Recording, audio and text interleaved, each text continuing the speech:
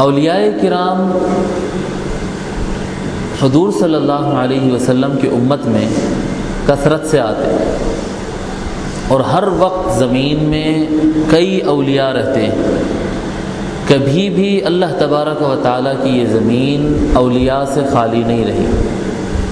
کوئی ایک لمحہ بھی ایسا نہیں گزرتا، ہر وقت کوئی نہ کوئی ولی اس پر رہتا ہے. اور اولیاء کا رہنا اس لیے نہایت ضروری ہے کیونکہ اللہ تبارک و تعالی حضور صلی اللہ علیہ وسلم کے بعد پھر کوئی نبی بھیجنے والا نہیں.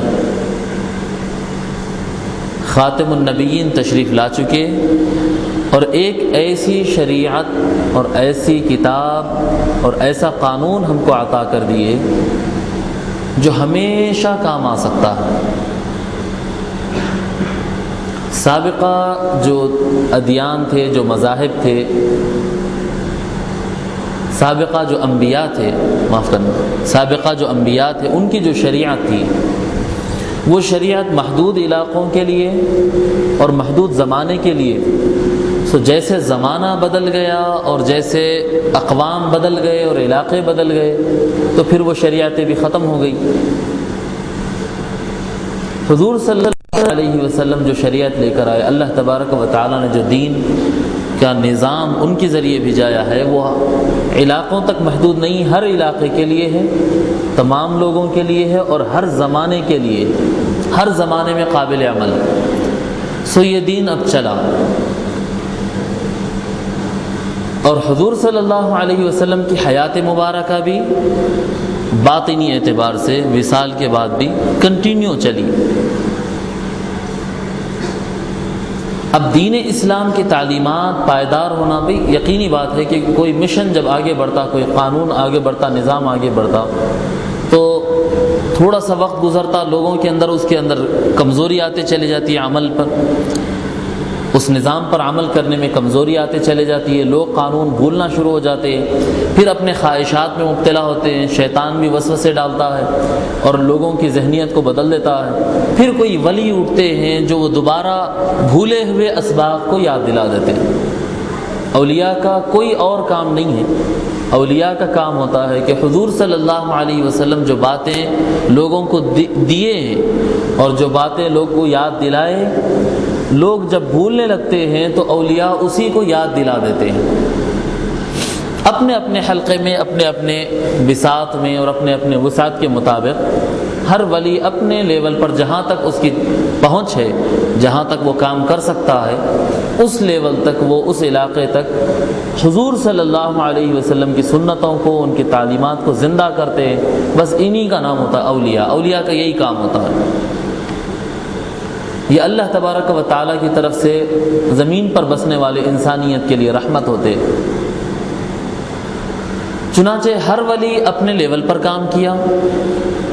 پھر اللہ تبارک و تعالیٰ سیدنا شیخ عبد القادر جیلانی رحمہ اللہ تعالیٰ کو پیدا فرمایا اور معاملہ یہ ہوا کہ آپ کے جو تعلیمات رہے اور آپ کی جو پہنچ رہی ہے اور آپ کا جو مقام بنا ہے، آپ کے اخلاص، آپ کی للہیت، آپ کا جہد مسلسل، ریاضت، مجاہدات، محنتیں، ترکیز، یہ سارے اعمال کی بنیاد پر اللہ تبارک و تعالیٰ نے پیران پیر کو جو مقام دیا ہے وہ سارے اولیاء کے درمیان ایک شہنشاہ کا مقام، سب سے اونچا درجہ پیران پیر سیدنا شیخ عبد القادر جیلانی قدس اللہ سرہ العزیز کو ملا. جیسے ولیوں میں آپ سردار بنے اور ولیوں میں آپ کو شہنشاہ کا موقف عنایت ہوا، اب جہاں جہاں ولی کام کرتے ہیں دنیا بھر پہ، جتنی زمین ہے، زمین پر جس علاقے میں بھی جو بھی ولی کام کرتے ہیں وہ پیران پیر کی رعایا بنی. ہر پیر کا اور ہر ولی کا تو اپنا سرکل چھوٹا ہے اور ہر علاقے میں کوئی نہ کوئی ولی کام کر رہا ہے. ہر علاقے تک اولیاء پہنچتے ہیں، لوگوں کے اندر دین کو زندہ کرنے کی کوشش کرتے ہیں. جتنے اولیاء زمین پر کام کر رہے ہیں وہ پیران پیر کے رعایا، پیران پیر کے کیا کہہ سکتے ہیں فوجی اور ان کے کارکن بن گئے. وہ ان کے صدر اور امام اور سلطان بن گئے اور ان کے شہنشاہ اور بادشاہ بن گئے. اور یہ سلسلہ اولیاء نے، اس میں تھوڑا سا اختلاف ہے علماء کرام میں، اولیاء میں نہیں ہے اختلاف۔ علماء میں اختلاف ہمیشہ علماء میں ہی ہوتا، اولیاء میں اختلاف کبھی ہوتا ہی نہیں کیونکہ علماء پڑھ کے تیاری کرتے ہیں نا۔ ایک مجھے اچھا یاد ہے کہ جامعہ نظامیہ میں لائبریری میں مطالعے کے لیے جا کر ہم لوگ بیٹھتے تھے، گھنٹوں مطالعہ کرتے تھے، تو ریاض سے ایک کتاب شائع ہوئی تھی، کافی ضخیم کتاب، 500-600 صفحات پر مشتمل، تصوف کے خلاف اور اولیاء کے خلاف ایک کتاب چھپی تھی، اس کا نام تھا حقیقت الصوفیہ۔ حقیقت الصوفیہ نام سے کتاب، پوری کتاب اول تا آخر مخالفت میں، بس خلاف خلاف خلاف، یہ غلط وہ غلط، فنائیت غلط، وحدت الوجود غلط، وہ غلط، یہ بس صرف غلط کے سوا کچھ لکھا نہیں ہے اس کے اندر۔ وہ کتاب لکھی گئی ہے صرف مخالفت کے لیے، لیکن ایک جگہ وہ ایک جملہ ایسا لکھ دیا جو میں وہ جملہ پڑھ کے مجھے خود ہنسی آ گئی، اکیلا بیٹھا پڑھ رہا تھا، ہنسی آ گئی، اور میں بولا کہ یہ کتاب لکھنے والا سب مخالفت کیا لیکن اس کے باوجود اپنی شکست تو مان لیا۔ کیسے شکست مان لیا ہو؟ وہ ساری کتاب مخالفت میں لکھا، لیکن درمیان میں ایک پیراگراف ایسا بانا وہ لکھتا ہے اس کے اندر کہ اولیاء میں کبھی اختلاف نہیں رہا، اختلاف صرف علماء میں رہا ہے۔ اس کی وجہ یہ ہے کہ علماء جب کبھی کوئی فیصلہ لیتے ہیں، جب کبھی کوئی بات کرتے ہیں، تو علم کی بنیاد پر، وہ علم کی بنیاد پر جو انہوں نے پڑھا ہے، کتابوں میں پڑھتے ہیں، یہ لکھا ہوا ہے کتاب میں، یہ بخاری میں، یہ مسلم میں، یہ کنز الدقائق میں، یہ ہے شرح میں، یہ ہے فتاوی میں، یہ ہے تحتار خانیوں نے یہ لکھا، عالمگیری میں یہ آیا ہے، کتابیں پڑھتے ہیں، کتاب کی بنیاد پر یہ دلیل صحیح، یہ دلیل صحیح، سو ان کے فیصلے پڑھنے کی بنیاد پہ رہتا کہ یہ صحیح ہے یا یہ غلط ہے۔ اور اولیاء میں کبھی اختلاف نہیں ہوتا، صوفیاء میں کبھی اختلاف نہیں ہوتا، وہ خود لکھ رہا ہے، اس وجہ سے ان کے درمیان اختلاف نہیں ہوتا، کیونکہ وہ جو بھی بات کہتے ہیں پڑھنے کی بنیاد پر نہیں، دیکھنے کی بنیاد پر بولتے ہیں۔ ان کا پڑھنا ہے قراءہ، پڑھنا ان کی بنیاد ہے، ان کی بنیاد مشاہدہ ہے، وہ دیکھتے ہیں، سو جو دیکھتے ہیں وہ بولتے ہیں۔ اب اگر یہ پین ہو، اگر میں آپ سے بھی پوچھوں گا تو آپ بولیں گے پین ہے، آپ سے بھی پوچھوں گا تو آپ بولیں گے پین ہے، اور 1000 1 کروڑ آدمی کو بھی اگر جمع کر دیں گے تو ہر آدمی بولے گا پین ہے، کیوں کہیں گے؟ سب کے سب اتفاق کیوں کر رہے ہیں؟ اس وجہ سے اتفاق کر رہے ہیں کیونکہ سب کے سب دیکھ رہے ہیں، دیکھے تو اختلاف نہیں ہوتا۔ سو اولیاء کے تربیت میں اور اولیاء کے معمولات میں اور اولیاء کے تعلیمات میں اور اولیاء کے سلوک اور تربیت کے طریقہ کار میں کبھی ایسا نہیں ملے گا کہ اولیاء میں اختلاف ہوا، بھئی انہوں نے یہ کہا اور انہوں نے یہ کہا، انہوں نے کہا وہ غلط ہے، انہوں نے کہا یہ غلط ہے، کبھی ان میں اختلاف نہیں پائیں گے، چاہے وہ نقشبندی ہو، قادری ہو، چشتی ہو، سلسلے بدلتے رہیں گے، علاقے بدلتے رہیں گے، آج کا ولی جو کہہ رہا ہوتا اس کی بات اب سے 1200 سال پہلے کے ولی سے نہیں ٹکراتی، وہ جو بولتا تھا آج تک بھی وہی، یہ بھی وہی بول رہا ہے، ان کی بولی بدلتی نہیں، انداز بدلتے رہیں گے لیکن جملہ ایک دوسرے سے کبھی ٹکرائے گا نہیں۔ مولویوں میں بات ٹکراتے رہیں گے، مفتیوں میں ایک مفتی بولے گا جائز ہے، دوسرا مفتی بولے گا ناجائز ہے، کتاب بنیاد ہے نا، ان کو یہ پڑھنے میں آیا تو ان کے وہ پڑھنے میں آیا، ان کو وہ سمجھ میں آیا، ان کو یہ سمجھ میں آیا۔ اولیاء میں اختلاف نہیں ہوتا، اولیاء میں اختلاف نہیں ہوتا، ان کی بنیاد مشاہدہ ہے، ان کی بنیاد مشاہدہ ہوتی ہے۔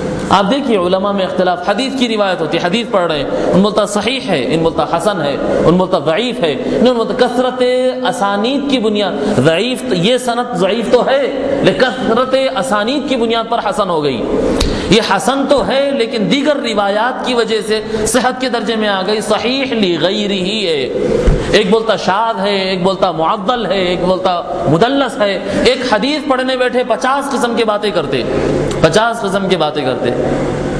سرزمین مصر، ایجپٹ جس کو کہتے ہیں، وہاں پر ایک ولی رہتے تھے، وہاں پر ایک ولی رہتے تھے جن کے پاس اکثر محدثین جا کر حدیثیں سناتے تھے، بڑے بڑے محدثین، وہ کوئی یعنی کوئی بڑے محدث اور مفسر اور بڑے استاد بڑے عالم کے طور پر نہیں جانے جاتے تھے، بس خاموش بیٹھے رہتے تھے، اللہ اللہ کر لیے، نمازیں پڑھ لیے، کوئی نصیحت کی بات کر لی اور اکثر خاموش رہتے تھے۔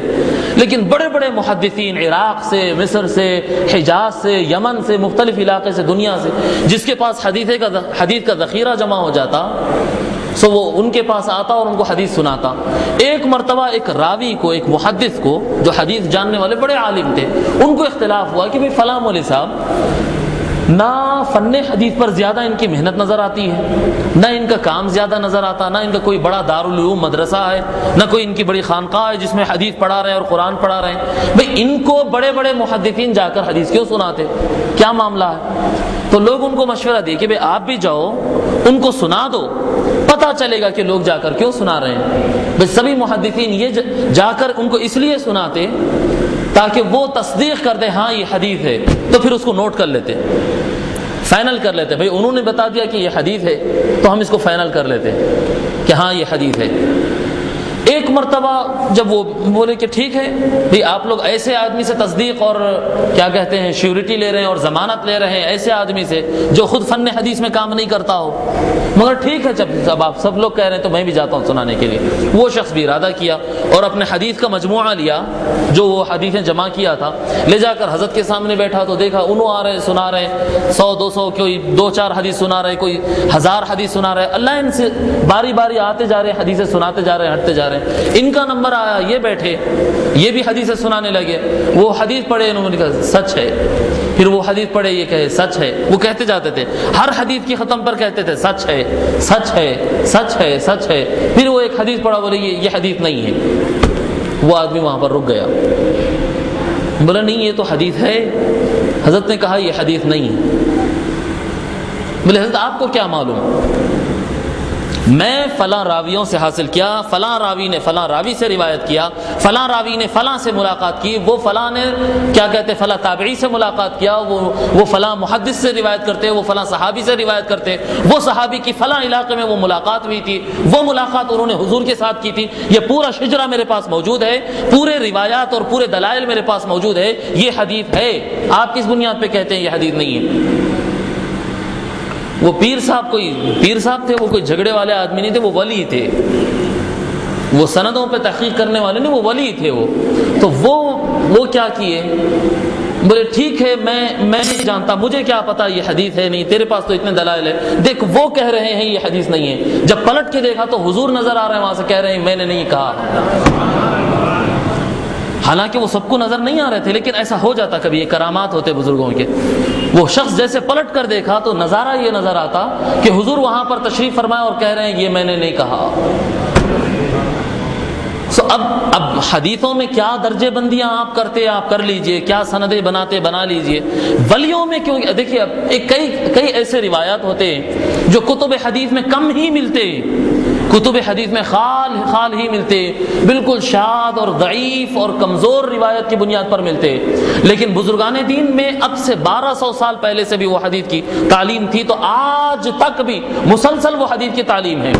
کتب حدیث میں اگر جائیں گے تو ملے گی ضعیف السند، ایک چھوٹی سی روایت کونے میں ملے گی، لیکن بزرگان دین کی کتاب میں دیکھیں گے تو ابتدا سے انتہا وہ روایت ملتی ہے اور اس پر عمل ہوتا ہے، اور کبھی کوئی ولی اس پر اختلاف ہی نہیں کرتا ہے۔ وجہ کیا ہوتی ہے؟ میں بتایا کہ صحیح حسن، دیکھیے حضور کا جو فرمان ہے سو حضور کا ہی فرمان ہے نا، اس میں صحیح اور غلط کا کہاں سے آ گئی بات؟ وہ تو صحیح ہی صحیح ہے۔ صحیح اور غلط کے جھگڑے ہوتے ہیں راویوں کی بنیاد پر کہ پہنچانے والا کتنا سچ پہنچایا۔ یہ صحیح ضعیف کے جتنے جھگڑے ہیں یہ سندوں پر جھگڑے ہیں، حضور کے فرمان پہ تو کوئی اختلاف نہیں ہے نا۔ اگر حضور فرما دے کوئی بات تو وہ غلط ہو سکتی، ضعیف ہو سکتی، تھوڑا کم تر درجے کی ہو سکتی، معاذ اللہ نہیں ہو، وہ جو ہے وہ ایمان ہے، حضور کا فرمان ایمان ہے، ہر فرمان۔ سو یہ جھگڑے سارے راویوں کے اور سندوں کے، کس نے پہنچایا، کس نے نوٹ کیا، کہاں پر پہنچایا، کتنی ایمانداری سے پہنچایا۔ اور ولیوں کا معاملہ یہ ہوتا کہ اللہ تبارک و تعالی ان پر ایسے کرم کر دیتا ہے، اور اللہ تبارک و تعالی اپنی محبت کی وجہ سے ان پر یوں کرم کر دیتا ہے کہ ان کو براہ راست حضور سے ملاقات کا موقع مل جاتا ہے۔ سو زندگی میں جہاں پر ان کو کوئی ڈاؤٹ ہوتا ہے وہ حضور کے پاس کلیئر کراتے ہیں، حضور کے پاس کلیئر کراتے ہیں، اس لیے ان میں کبھی اختلاف نہیں ہوتا۔ کبھی ان کے درمیان جھگڑا، فلاں ولی کا فلاں ولی. آج کے زمانے میں آپ سنیں گے، آج کے زمانے میں ہو سکتا مشائخ کے آپس میں اختلاف، خانقاہوں کے اختلاف، یہ سنیں گے، یہ سن لیجئے، مگر یہ مت سمجھیے کہ یہ اختلافات اور یہ جھگڑے کرنے والے یہ ولی ہے. نہیں، وہ اختلافات ان کے ذاتی معاملات ہیں، وہ کیا ان کے معاملات ہوتے، میں اس پر گفتگو نہیں کرنا چاہ رہا ہوں. لیکن تعلیمات کی دنیا میں اولیاء میں کبھی اختلاف نہیں ہوتا.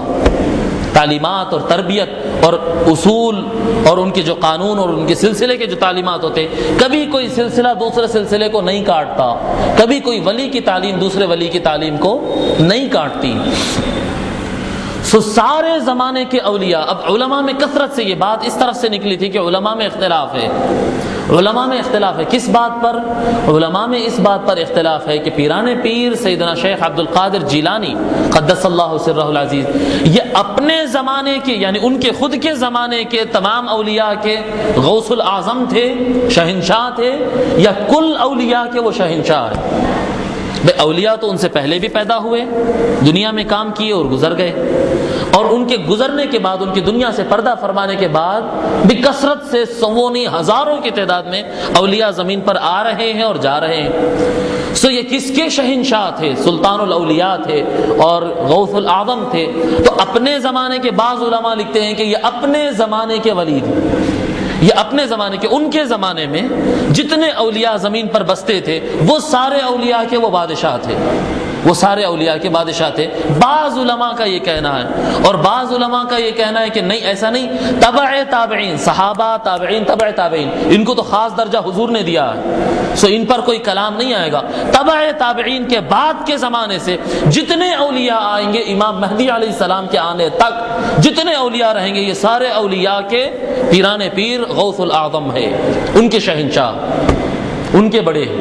اس میں علماء اختلاف کرتے رہتے، لیکن میں آپ کو یقین سے کہتا ہوں کہ یہ سارا اختلاف یہ علماء کے درمیان ہی ملے گا.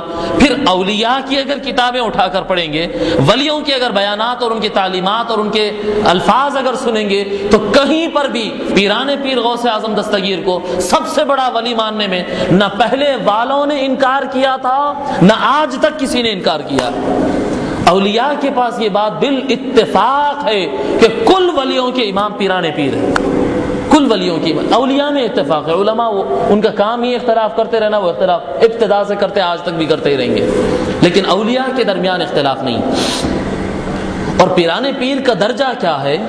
پیران پیر کا ایک درجہ ہے، ان کے باتوں کو لے کر ہم بڑا مزاق کرتے ہیں جی، ہم ان کے باتوں کو لے کر، ان کے بشارتوں کو لے کر بہت مزہ کرتے ہیں، بہت انجوائے کرتے ہیں. لیکن ذرا غور کرنا چاہیے کہ وہ بشارتیں دیے کس کے لیے. اگر کوئی آدمی یوں کہے، اگر کوئی بڑا آدمی اعلان کر دے کہ یہ میں 1,00,000 روپیہ دوں گا، تو سب آدمی خوش ہو جاتے ہیں. بھئی کس کو دیں گے وہ بھی تو طے ہو جائے. نہیں، یہ ہمارے پاس غلطی ہے. کوئی اگر مالدار آدمی یہاں پر مسجد میں آ جائے اور 1,00,000 کا کٹا نکال کر کہے کہ یہ 1,00,000 روپے میں بانٹنے والا ہوں، یہ 1,00,000 روپے میں دینے والا ہوں، سب کے سب خوش ہو جائیں گے کیا؟ بس میرے 1,00,000، میرے 1,00,000، میرے 1,00,000. نہیں، یہ عقل مندی نہیں ہوگا. پہلے اس سے تو پوچھ لو کہ یہ 1,00,000 کس کے لیے ہے؟ تو دے گا تو آخر کس کو دے گا؟ اگر دینے والا کہے کہ ہاں میں تجھ کو دوں گا تو تب خوش ہونا چاہیے، اس سے پہلے تو خوش نہیں ہونا چاہیے. نہیں، اخبارات میں آئے دن اشتہارات رہتے کہ کار ہے انعام میں، آپ خوش ہو جاتے گھر میں بیٹھ کے، کار ہے انعام میں، مجھے کار ملنے والی ہے. اگر اٹھی تو نہیں. ایسے ہی معاملات ہمارے ہو چکے ہیں. ہندوستان اور پاکستان، بالخصوص بر صغیر کی بات بتا رہا ہوں، ہندوستان، پاکستان، بنگلہ دیش، یہ علاقوں میں معاملہ یہ ہوتا کہ ہم جاتے کسی پیر کے پاس، کسی پیر و مرشد کے پاس جاتے اور ہاتھ پر ان کے بیعت کرتے. قادریہ سلسلے میں بیعت، کئی سلسلوں میں بیعت کرتے ہیں، زیادہ تر بیعت تو قادری سلسلے میں ہوتی ہے. قادری سلسلے میں جا کر بیعت کرتے، اور بیعت کرتے ہی سمجھتے فوراً بیعت کیے، پیر سے ہاتھ ملائے، وہ جو الفاظ کہے دہرا لیے، ہاتھ چھٹا اور اپنے آپ کو جنتی سمجھ لیے، ختم ہو گیا، مرید ہو گیا نا، جنت ہماری پکی. اب نہ عذاب قبر ہم کو چھو سکتا ہے، نہ دنیا میں ہم پر مشکلات آ سکتے، نہ عذاب قبر چھو سکتا ہے، نہ میدان محشر میں ہم سے کوئی سوال ہونے والا ہے، نہ دوزخ ہمارے قریب آ سکتی ہے. خلاص فیصلہ ہو گیا. ارے اتنا بڑا فیصلہ تو ولیوں کے ساتھ بھی نہیں ہوا. ولیوں نے ایسا نہیں کہا کہ ہمارے ساتھ ایسا فیصلہ ہو گیا اور ہم ایک مرتبہ ہاتھ ملا کے چھوڑتے ہو گیا سارا، خلاص.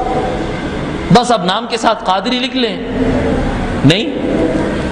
اور اگر بہت نیک ہے اور اچھے آدمی ہیں تو سال میں ایک مرتبہ 11ویں کر لے، اکثر لوگ تو وہ بھی نہیں کرتے۔ سال میں ایک مرتبہ 11ویں، اچھے اگر آدمی ہے تو سال میں ایک مرتبہ 11ویں کر کے وہ ہرے رنگ کا کپڑا، اس میں پیرانے پیر کا نام لکھ دیے، تھوڑا سا پھول اس کے اوپر چڑھا دیے، فاتحہ پڑھے اور گھر کے اوپر جھنڈا لگ گیا، بس جھنڈا لگ گیا، اب سمجھو کہ دنیا کے تمام آفات و بلیات سے میرا گھر محفوظ ہو گیا۔ جس دن میں پیر کے ہاتھ میں ہاتھ دے دیا تھا اس دن سے قیامت تک کی سارے پریشانیاں میری دور ہو گئی۔ ارے اللہ کے بندو، ایسا نہیں ہے، نظام ایسا نہیں ہے۔ پیرانے پیر نے تو یہ نہیں سکھایا ہے۔ میں یہ نہیں کہہ رہا ہوں، میں جھنڈے کے مخالف نہیں، معاذ اللہ آپ آ کر دیکھیں، میرے گھر کے اوپر خود جھنڈا لگا ہوا ہے، میرے گھر پہ لگا ہوا ہے جھنڈا۔ میں جھنڈے والا ہوں، میں 11ویں والا ہوں، میں 12ویں والا ہوں، ایسا نہیں۔ مگر تعلیمات یہ نہیں ہے، نظام یہ نہیں ہے۔ نام کے ساتھ اگر کوئی آدمی قادری لگا لیتا ہے تو وہ ضروری نہیں کہ قادری ہو جائے۔ پرسوں ہی کہیں پر بول رہا تھا، یاد نہیں کہاں پر، ٹی وی ٹاور میں، غالباً ٹی وی ٹاور کے مسجد میں، اگر مثال کے طور پر میں اپنے نام کے ساتھ لکھ لوں حبیب احمد اچھا، تو میں اچھا ہو گیا۔ اگر میں لکھ لیا، میرے نام کے ساتھ لکھ لیا میں حبیب احمد اچھا، تو میں اچھا ہو گیا، خلاص۔ اب میں چاہا کچھ کرتا پھروں میں اچھا، ایسا ہوتا؟ نام اچھا ہے تو برا ہے۔ میں لکھ لوں حبیب احمد منسٹر، ہوگا میں منسٹر، وہ اس کے لیے بہت کچھ کرنا پڑتا، وہ درجات ملنے، وہ اس کو پانے کے لیے، زمانے میں اچھا بننے کے لیے اچھا لکھنا نہیں ہوتا، اچھے بننا پڑتا ہے۔ اب میں اگر اپنے نام کے ساتھ لکھ لوں حبیب احمد قادری تو میں قادری ہو گیا۔ قادری آپ لکھ لینے سے قادری نہیں ہوتے، قادری بننا پڑتا ہے، قادری لکھنا نہیں، قادری بننا پڑتا ہے۔ اور قادری یہ لفظ کیا ہے؟ یہ کیا؟ شیخ عبد القادر سے نکلا لفظ قادری۔ ان کے تعلیمات کو اپنانا، ان کے فیوزات کو حاصل کرنا، ان سے منسلک ہونا، ان کی اطاعت کرنا، ان کی غلامی کرنا۔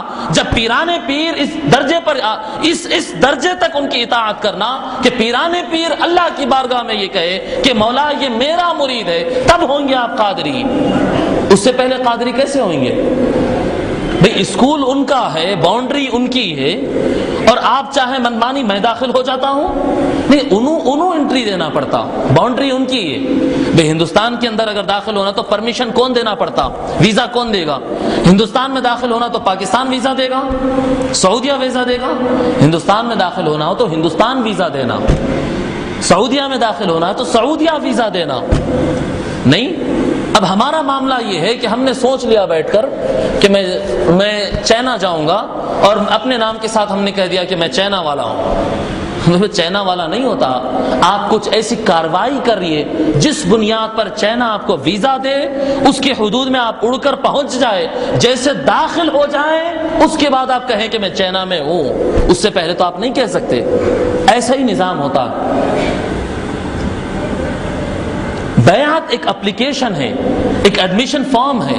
بیعت جو ہے ایک ایڈمیشن فارم ہے، آپ اس فارم کو فل اپ کرنے کے بعد آپ کو بہت کچھ پڑھنا پڑے گا، بہت ساری کاروائیاں کرنا پڑے گا، بہت ساری محنتیں ہوتی ہیں، تب جا کر ایڈمنسٹریشن آپ کو قبول کرتا ہے۔ جب قبول کر لے اس کے بعد اپنے نام کے ساتھ کہتے پھرے، اس کے بعد آپ کو کہنے کی ضرورت نہیں ہوگی، زمانہ آپ کو کہے گا کہ قادری ہے، قادری ہے، قادری ہے، آپ کو لکھنا نہیں پڑتا اس کے بعد۔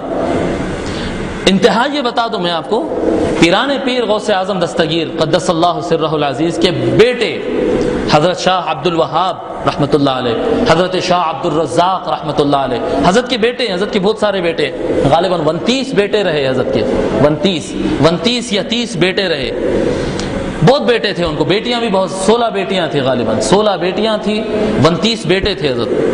اتنے بیٹوں میں سے کوئی بیٹے نے بھی اپنے نام کے ساتھ قادری نہیں لکھا۔ ان کے قادری ہونے میں شک ہے؟ پیرانے پیر کے اولاد کے قادری ہونے میں شک ہے؟ کتنے بزرگان دین کے میں آپ کو بارے میں بتاؤں، وہ اپنے نام کے ساتھ قادری قادری لکھتے نہیں تھے، وہ قادریت پر عمل کرتے تھے، وہ عمل کرتے تھے، ان کے عمل کی بنیاد پر زمانہ ان کو کہتا تھا کہ یہ قادری ہے۔ آپ جب جا کر آپ عربستان میں جاتے تو آپ کو میں ہندی ہوں دیکھ کر بولنا نہیں پڑتا. وہاں کے لوگ آپ کو دیکھ کر، آپ کی زبان سن کر، آپ کا چال چلن دیکھ کر، آپ کا کھانا پینا دیکھ کر لوگ بولتے ہیں یہ ہندوستانی ہے. عرب اگر آ گیا تو یہ روڈ پہ پکار لیتے جاتا میں عرب ہوں. اس کے چلنے اٹھنے بیٹھنے بات کرنے، اس کے تیور انداز، خرید فروخت، اس کی زبان، اس کو دیکھ کر انسان کہتا ہے کہ نہیں یہ عرب ہے. یہ ہونا ہے. قادریت آپ کے اندر سے چھل کے آپ کے اندر سے اس کی جھلک نظر آئے لوگوں کو، لوگ دیکھ کر کہیں کہ یہ قادری ہے. ارے چھوٹی سنتیں اور مندوبات اور مستحبات تو دور کی بات ہے، بڑے بڑے فرائض میں ناغہ کرے ہوئے، بڑے بڑے فرائض میں کوتاہی کرے ہوئے، اور نام کے ساتھ بڑا قادری لکھے ہوئے ہیں.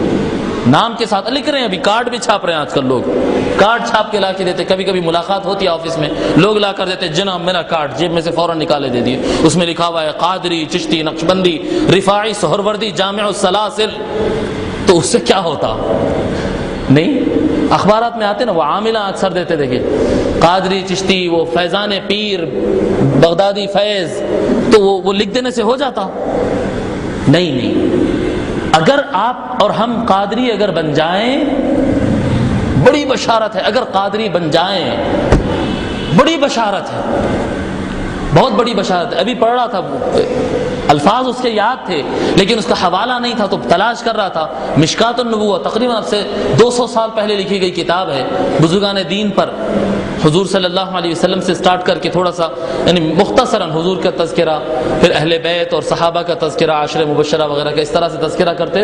اس کے بعد اولیاء کی لکھی گئی کتاب، اصل اولیاء پر، اور خاص طور پر اولیاء دکن پر اس میں بہت زیادہ مواد ہے. بہت معتبر کتاب ہے، مستند کتاب ہے. اس کے اندر ذکر کرتے ہیں فلاں امام فلاں ولی کے حوالے سے. اب ماننے والے مانے، نہیں ماننے والے چھوڑ دیں. نہیں ماننے والوں سے ہماری گفتگو ہی نہیں ہے. ہم ماننے والے اور سنیوں سے، خوش عقیدہ سنیوں سے بات کر رہے ہیں. وہ جو نہیں مانتے اس سے مطلب ہی نہیں ہے. پیران پیر وصال سے کچھ دن پہلے یہ اعلان فرمائے. پیران پیر وصال سے پہلے کچھ دن پہلے یہ بات کا اعلان فرمائے. اور ہم کو یقین ہے کہ پیران پیر جو کچھ کہتے ہیں وہ سچ ہے. پیران پیر کیا ارشاد فرمائے؟ لقد اخذت من اللہ 70 موثقا، لقد اخذت من اللہ 70 موثقا، میں یقینی طور پر اللہ تبارک و تعالی سے 70 مرتبہ وعدہ لے چکا ہوں. میں یقینی طور پر اپنے پروردگار سے وعدہ لیا، میں اپنے پروردگار سے 70 مرتبہ وعدہ لے چکا ہوں. اللہ یموت مریدی الا علی التوبۃ والایمان، کہ میرا مرید ایمان اور توبہ کیے بغیر زمین سے نہیں جائے گا. میرے مرید کو اس وقت تک موت نہیں آئے گی جب تک کہ وہ اپنے گناہوں سے توبہ نہیں کر لے گا، جب تک کہ اس کے دل میں ایمان داخل نہیں ہوگا موت اس کو نہیں آئے گی. اتنی بڑی بشارت ہے کہ یعنی بیان کے باہر ہے. بیان کے باہر. میں اللہ سے 70 مرتبہ وعدہ لیا کہ مولا میرا مرید بیمان نہیں مرے گا، میرا مرید بیمان نہیں مرے گا، کفر کی حالت میں نہیں مرے گا. میرا مرید مرے گا تو ایمان پر ہی مرے گا. میرا مرید اگر غلطیاں کر بھی لے تو توبہ کرنے سے پہلے نہیں مرے گا، اس کو توبہ کا موقع ملے گا. وہ زمین سے جائے گا تو توبہ کر کے پاک صاف ہو کر جائے گا.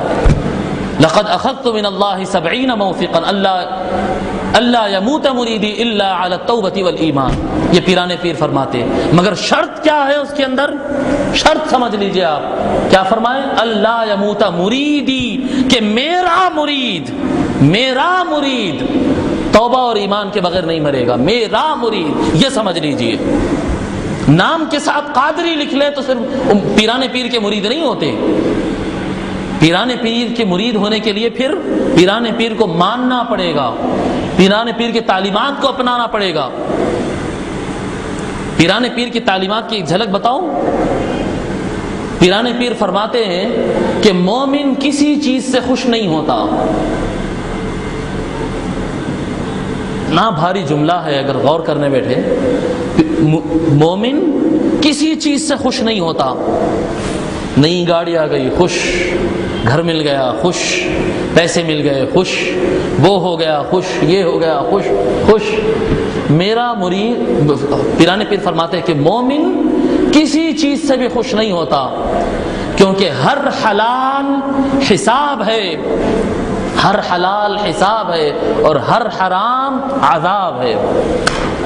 ہر وہ چیز آپ کے لیے حلال کے روپ میں آئی ہے، جائز کمائی سے آئی، حلال آیا ہے، بالکل کھانے کے لیے جائز ہے، کھانے کے بعد اللہ کو حساب دینا ہی پڑے گا، حساب تو دینا ہی ہے۔ حلال روزی کمائے ہیں، حساب تو بتانا پڑے گا نا، ایک ایک روپے کا حساب بتانا پڑے گا، ایک ایک دانے کا حساب بتانا پڑے گا، ایک ایک کپڑا جو پہنتے ہیں کپڑے کا حساب دینا پڑے گا، ایک ایک سواری اپناتے اس کا حساب دینا پڑے گا۔ جی کیا کیا تمہارے پاس ساز و سامان ہے، کس چیز کے تم مالک ہو، وہ چیز کا حساب دینا پڑے گا۔ ہر حلال حساب ہے اور حرام اگر ہے تو پھر عذاب ہے۔ یہ قادریت آج کل دیکھنے میں آ رہا ہے، ایسا ہو کر رہے ہیں، بڑی بہترین کار خریدتے، شاندار، اللہ سب کو اچھے اچھے کار دلا دے۔ کار خریدنا کوئی خراب چیز نہیں ہے، بندے کی خوش بختی میں ہے۔ حضور صلی اللہ علیہ وسلم فرمائے والمرکب الہنی، بندے کی خوش بختی میں سے یہ ہے، خوش نصیبی میں سے یہ ہے کہ اس کو اچھی سواری ملے۔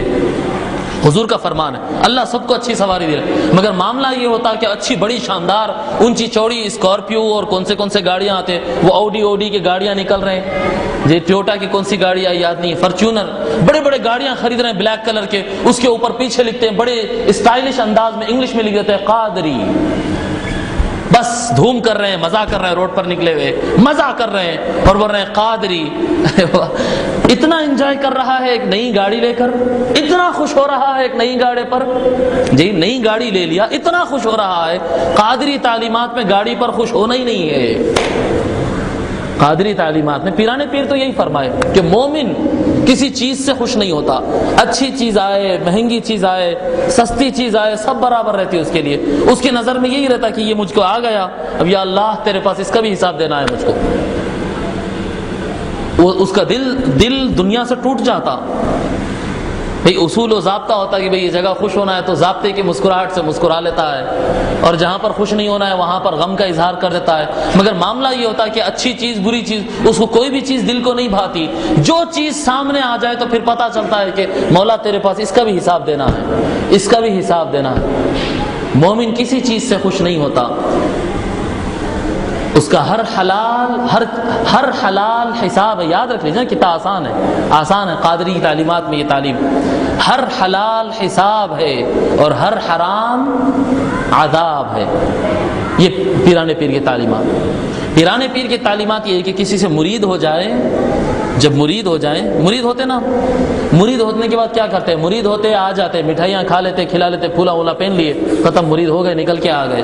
اس کے بعد پھر ایک مرتبہ ایسا ہوتا کہ پیٹ میں درد ہوتا اور دوا سے کم نہیں ہوتا تو پھر حضرت کے پاس پڑھانے جاتے، پھر پیر صاحب یاد آتے، پھر واپس آ جاتے، نظر ہو جاتی، بچہ چھڑچھڑا پن کر رہا، جی وہ بھوت ستا رہا، وہ جن ستا رہا، تو پھر پیر صاحب یاد آ جاتے، جی جب کرتوت ہو جاتی، کوئی اثرات ہو جاتے تو پیر صاحب یاد آتے، پھر علاج معالجہ ہوتا، پھر پلٹ کے واپس آ جاتے، پھر نوکری نہیں لگتی، بچہ پڑھ لیا، جا رہا اپلیکیشن، سارا اچھے، مارکس اچھے، سب کچھ اچھے، مگر ریجیکٹ ہو رہا ہے، حضرت کوئی تعویذ واویز ہو جائے، نوکری نہیں مل رہی، نوکری نہیں ملتی تو پھر پیر صاحب یاد آ جاتے۔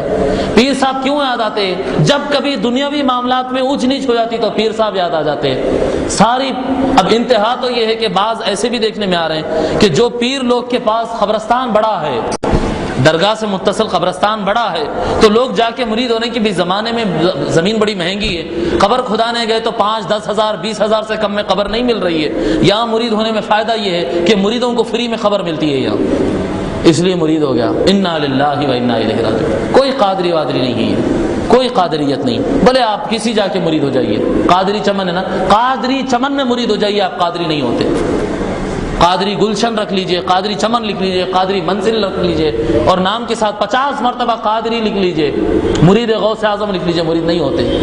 مرید ہونے کے لیے وہ فرماتے ہیں، اپنے مریدین سے فرماتے ہیں کہ جب تم کسی پیر تلاش کرنا پڑتا، روایت کے مطابق مرید نہیں ہونا، میں ان کے مرید ہوتے تھے، میں بھی ان کا مرید ہو گیا، جی پوری دنیا ان سے مرید ہو رہی تھی، میں بھی مرید ہو گیا، وہ ایسا دکھنا۔ پیر کو تلاش کرنا، پیر کو تلاش کرنا، اس کے بھی طریقے ہوتے، آداب ہوتے، علامات ہوتے کہ کیسے تلاش کیا جائے، کبھی انشاءاللہ گفتگو کریں گے اس کے اوپر بھی۔ سو پیر کو تلاش کرنا، اور جب تلاش مکمل ہونے کے بعد کسی کے پاس مرید ہو گئے تو پیران پیر کی تعلیم یہ ہے، کن کل میت فی ید الغسال، فرماتے ہیں کہ جب مرید ہو گیا تو ایک مردہ لاش غسال کے ہاتھ میں کیسے رہتی ہے جب وہ غسل دیتا ہے، بس تو اپنے مرشد کے ہاتھوں میں اس طرح سے میت بن جا، بس میت بن جائے کہ لاش ہے۔ وہ غسال چاہے تو ہاتھ اٹھائے نیچے چھوڑ دے، آنکھ کھولے بند کر دے، نلا دے دھلا دے، پہنائے یہ کپڑے اتار لے، اس کی مرضی کی بات ہے۔ میت کچھ روک ٹوک کرتی ہے، کچھ بولتی بتاتی ہے، اپنی مرضی چلاتی ہے، سارے کی ساری مرضی فنا ہو جاتی ہے اور اپنے آپ کو پیر کے حوالے کر دیتے ہیں۔ پھر پیر کہتا ہے کھاؤ تو کھانا، اور پیر کہتا ہے مت کھاؤ تو نہیں کھانا، پیر کہتا ہے تو کماؤ اور پیر کہتا ہے نہیں کمانا سو نہیں کمانا، پیر کہتا ہے بھوکے رہ جاؤ ہمیشہ، وہ ہمیشہ بھوکے رہ جائے۔ یہ ہوتی ہے مریدی، یہ ہوتی ہے مریدی۔ کن کل میت فی ید الغسال، کہ تم مردے کی طرح ہو جائے، وہ مردے کی طرح ہو جائے جو غسال کے ہاتھ میں ہوتا ہے۔ بس اپنے مرشد کو یوں سمجھو، پہلے تلاش کرو، جب صحیح پیر مل جائے تو یہ عمل تمہارا ہونا چاہیے۔ کہاں کے قادری، کہاں کے قادری۔ محترم حاضرین، میں یہ نہیں بولنا چاہ رہا ہوں، میں کسی کے مطلب تنقید نہیں کرنا چاہ رہا ہوں، میں بتانا چاہ رہا ہوں کہ ہم نام قادریت کا لیتے لیکن ہم قادریت بھول چکے۔ اگر یہ کیفیت ہماری ہو جائے اور یہ اطاعت، اور دیکھیے پیرانے پیر کا معاملہ یہ ہے کہ مشہور واقعہ ہے نا کہ کوئی شخص ان کے بڑے کرامات سنا تھا، کرامات دیکھنے کے لیے آیا، پورا مہینہ 40 دن رہا، اس کے بعد پلٹ کر جانے لگا۔ پیرانے پیر پوچھے آئے جناب، آئے کدھر، جا رہے ہیں کدھر؟ وہ کہنے لگا کہ حضرت آپ کی کرامات سنا تھا، کرامت دیکھنے کے لیے آیا، کرامتیں دیکھنے کے لیے آیا۔ تو فرمائے کچھ دکھے بھی؟ تو کہا کہ 40 دن رہا صاحب، کوئی کرامت آپ کی نظر نہیں آئی، اب جا رہا ہوں۔ پیرانے پیر فرمائے کوئی ایک فرض نہیں، واجب نہیں، سنت مؤکدہ نہیں، سنت غیر مؤکدہ نہیں، ایک کوئی مستحب کام بھی مجھ سے چھوٹتا ہوا تو نے دیکھا؟ وہ شخص کہا نہیں دیکھا۔ ہر مستحب کام پر بھی آپ پابند تھے۔ تو فرمایا اس سے بڑی کرامت کیا ہو سکتی ہے؟ سو تربیت کیا ہے، تعلیم کیا ہے؟ عمل کرو، عمل کرو۔ جی قادری لکھے ہیں، نماز کو نہیں آتے تو قادری ہو گئے؟ اگر قادری نام کے ساتھ لکھ لے اور نماز کو نہ آئے تو قادری ہو گئے؟ پیرانے پیر کا مرید ہو، پیرانے پیر کا مرید یعنی عام مسلمان نہیں، خاص مسلمان ہو گیا، پیرانے پیر کا مرید ہو اور نماز چھوٹ رہی ہے؟ نہیں ہو سکتا، یہ نہیں ہو سکتا۔ پیرانے پیر کا مرید ہو اور جھوٹ کہہ رہا ہو، پیرانے پیر جہاں پر دیکھیے عند ذکر الصالحین تنزل الرحمہ، جہاں پر ولیوں کا نام لیا جاتا ہے وہاں پر بھی اللہ کی رحمت نازل ہوتی ہے۔ پھر تصور کرے جہاں پر بذات خود ولی ہو وہاں پر اللہ کی کتنی رحمت ہوتی ہو، اور جہاں پر کل اولیاء کے سردار کی نظر عنایت ہو وہاں پر اللہ کی کتنی رحمت ہوتی ہو، کتنی رحمت ہوتی ہو۔ وہ رحمتوں کا مجمع رہتا ہے، اور رحمت نہ ہونے کو لعنت کہتے ہیں۔ یہ رحمت اور لعنت ایک دوسرے کے اپوزٹ ہے۔ لعنت کیا ہے؟ لعنت کوئی اور چیز کا نام نہیں ہے، رحمت کا نہ ہونا ہی لعنت ہے۔ نوجوان طبقے کو سمجھانے کے لیے بتا رہا ہوں، گرمی دیکھتے نا، گرمی، سردی کوئی چیز ہے؟ سردی کوئی چیز نہیں ہے، گرمی ہی ہے وہ۔ جی جب آپ سے پوچھتے ہیں کہ بھئی موسم بہت سرد، بہت سردی ہے، بتاؤ کتنا ڈگری ہے، کتنی ڈگری ہے؟ تو بتاتے ہیں کہ بھئی گرمی 10 ڈگری ہے۔ وہ 10 ڈگری گرمی ہوتی ہو، 5 ڈگری گرمی ہوتی ہو، سردی کا کوئی وجود نہیں ہے۔ تو اسی طرح سے لعنت کا کوئی وجود نہیں ہے، لعنت کوئی چیز نہیں ہے، رحمت کا نہ ہونا ہی لعنت ہے۔ اور ادھر حضور پیرانے پیر جہاں پر ہو، اور پیرانے پیر کی جہاں پر نظر عنایت ہو، اور جہاں پر پیرانے پیر کی کیا کہتے ہیں مرید بستے ہو، وہاں پر 100% اللہ کی رحمت رہتی ہے۔ جہاں پر پیرانے پیر کے مرید رہتے ہو وہاں پر اللہ کی رحمت برستی ہے، اور مرید بھی ہو اور جھوٹ کہے، جبکہ اللہ کہہ رہا ہے کہ لعنت اللہ علی الکاذبین، جھوٹوں پر تو اللہ کی لعنت ہوتی ہو۔ سو پیرانے پیر کا اگر مرید ہے تو رحمت ہونا ہے، جھوٹ بول رہا ہے تو لعنت ہونا ہے۔ سو جہاں پر جھوٹ بولے تو سمجھ لو کہ وہاں پر نہ رحمت ہے نہ قادریت ہے۔ کوئی اپنے نام کے ساتھ قادری لکھے اور اپنے آپ کو قادری خانقاہ اور قادری پیر کا مرید کہتا پھرے، جب وہ جھوٹ کہہ رہا ہے تو وہ قادری نہیں ہے۔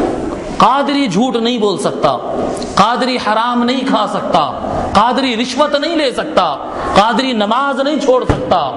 قادری اگر ہو، اگر یہ چیزیں یاد ہو، یہ چیزیں اور یہ تعلیمات اکثر پکارا کرتے غوث کا دامن نہیں چھوڑیں گے، تو اس دامن سے کیا معنی ہے؟ غوث کا دامن نہیں چھوڑیں گے، دامن کا معنی کیا ہے؟ کوئی کپڑا ہے وہاں پر دامن کا معنی؟ جی غوث کا دامن اگر نہیں چھوڑیں گے تو مطلب کرتے کا کپڑا ہے، دامن جس کو بولتے ہیں وہ مراد ہے۔ دامن کا معنی یہ ہوتا وابستگی، ان کے تعلیمات، ان کے فیوز، ان کا در وہ نہیں چھوڑیں گے، قادری تعلیمات نہیں چھوڑیں گے، قادری فیوز سے محروم نہیں ہوں گے، قادری دربار کو ہم نہیں چھوڑیں گے ہرگز۔ جی تعلیمات اپناتے ہی نہیں اور کہتے ہیں قادری، یہ غلط ہے۔ میں بتا رہا ہوں کہ دین، ہمارا معاملہ کیا ہو گیا، دین ہم جیسا چاہے ویسا چاہیے، ہم کو ہمارا دل جیسا چاہتا نا ویسا دین چاہیے، ہمارے کو پیر کیسا چاہیے، ایک مرتبہ ہاتھ ملانا اور جنت پکی، ایسا پیر چاہیے۔ مگر اللہ کے نظام میں ایسی کوئی چیز رکھی ہوئی نہیں ہے۔ اللہ چاہے تو سب کچھ ہو سکتا ہے، مگر نظام اللہ نے ایسا نہیں بنایا۔ پیران پیر نے یہ تعلیم نہیں دی، پیران پیر کی یہ تعلیم نہیں۔ پیران پیر وعدہ کیے ہیں کہ میرا مرید ایمان کے بغیر نہیں مرے گا، اس کو ایمان میری طرف سے گارنٹی، میں اللہ سے وعدہ لیا، اس کے دل میں ایمان رہے گا اور وہ اپنے گناہوں پر روئے گا، مرنے سے پہلے گناہوں پر نادم ہوگا، اللہ اس کے گناہ معاف کرے گا، تب اس کو موت آئے گی، یہ وعدہ ہے۔ مگر مرید تو بنو، مرید بنو تب جا کے وہ ہو، مرید بنو تب جا کے یہ سارا کچھ۔ بہرحال بات تو بہت زیادہ ہوتے رہے گی، وقت ختم ہو گیا، اپنے مضمون کو یہیں پر ختم کرتے۔ اللہ تبارک و تعالی سے دعا ہے